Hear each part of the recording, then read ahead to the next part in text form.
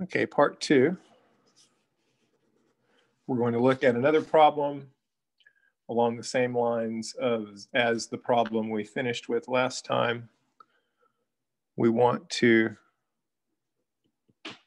compute the outward flux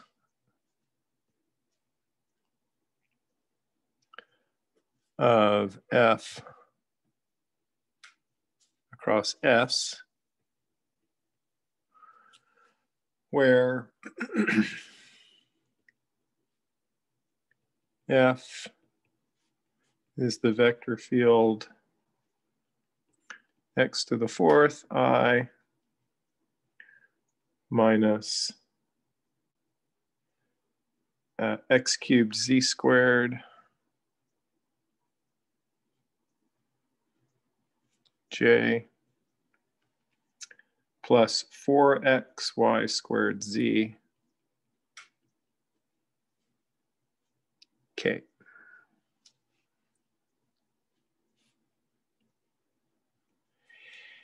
And where S is the surface of the solid bounded by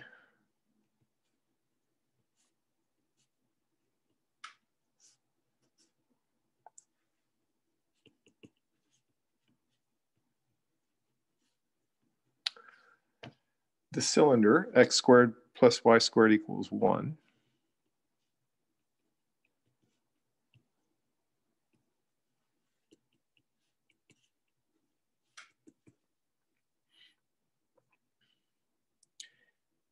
And the planes z equals x plus 2 and z equals 0.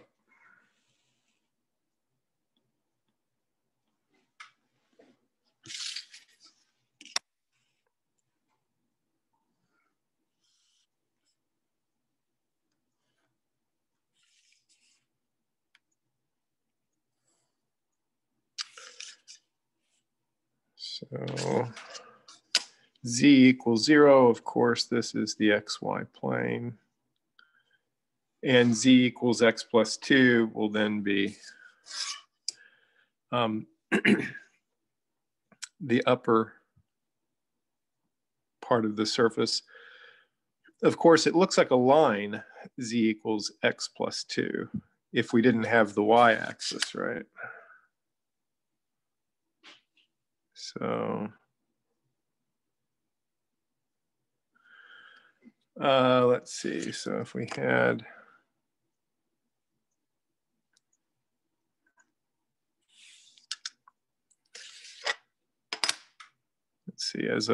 if you orient yourself on the other side facing this way, so the x-axis is to the right and z-axis is up, you can see, okay, it's gonna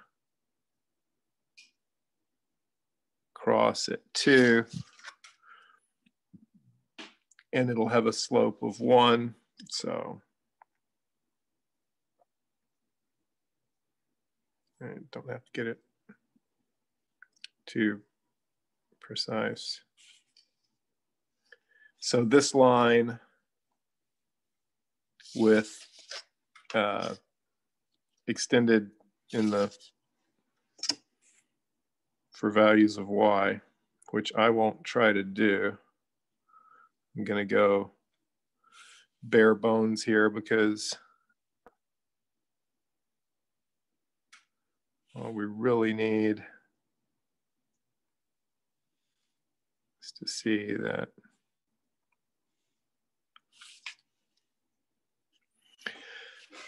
we've got this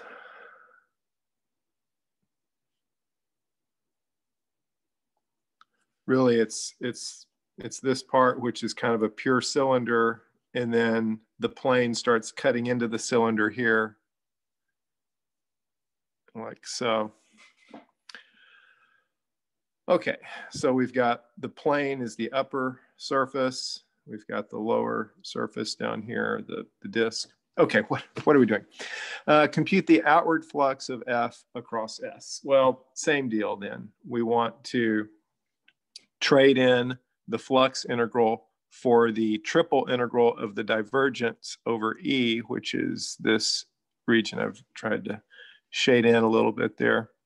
So what is the divergence of F? Is it all viewable up here?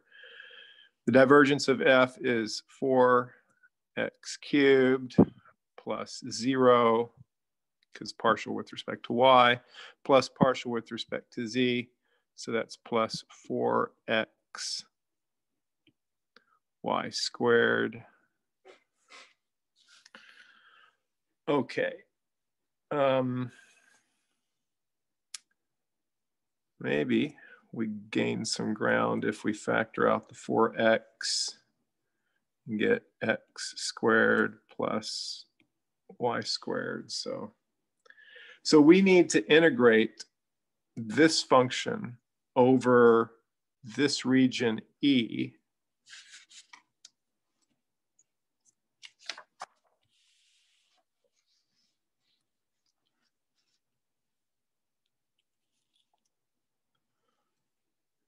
So the triple integral over E of 4x x squared plus y squared dv. And cylindrical coordinates are going to be the way to go. Cylindrical coordinates, recall, are just polar coordinates with the z variable thrown in there. And since in the xy plane we are circular, then that's the way to go. Okay, so let's set this up. This then will be the outer double integral is the polar integral. The inside integral is the z integral. Z is going from 0 up to x plus 2. But x is going to be in polar coordinates or cylindrical coordinates. Instead of 0 to x plus 2, it's 0 to r cosine theta plus 2. And then our region in the xy plane, of course, is 0 less than or equal r less than or equal to 1 because this is the unit circle here, and theta 0 to 2 pi. So 0 to 1, 0 to 2 pi. And then 4x is 4 times r cosine theta. And x squared plus y squared is r squared. And then the cylindrical volume element is r dz dr d theta.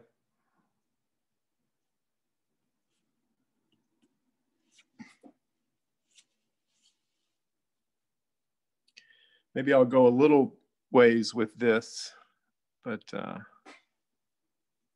leave it to you to finish. So the dz integral, there are no z's here, so it's just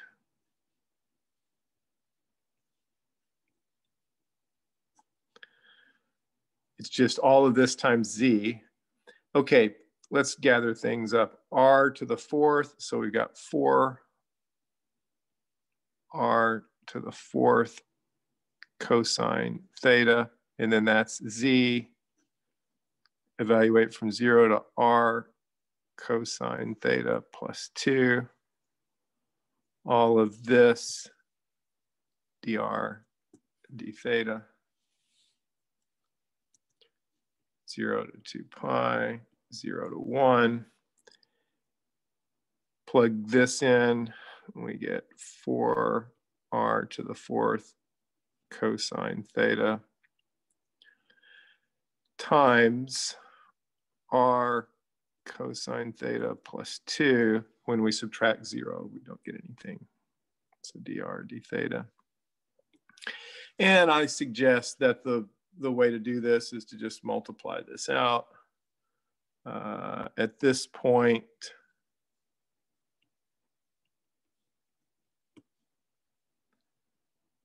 we've got another 4 r to the 5th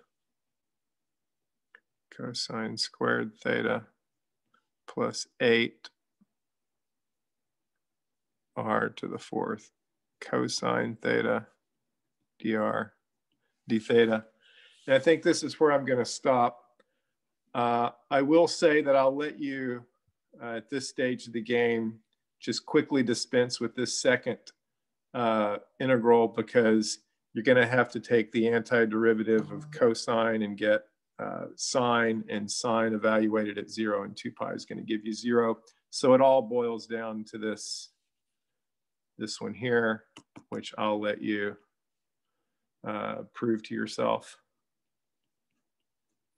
that it gives 2 pi over 3. This, by the way, was problem, I forgot to mention that. This was number 12 in the exercises there.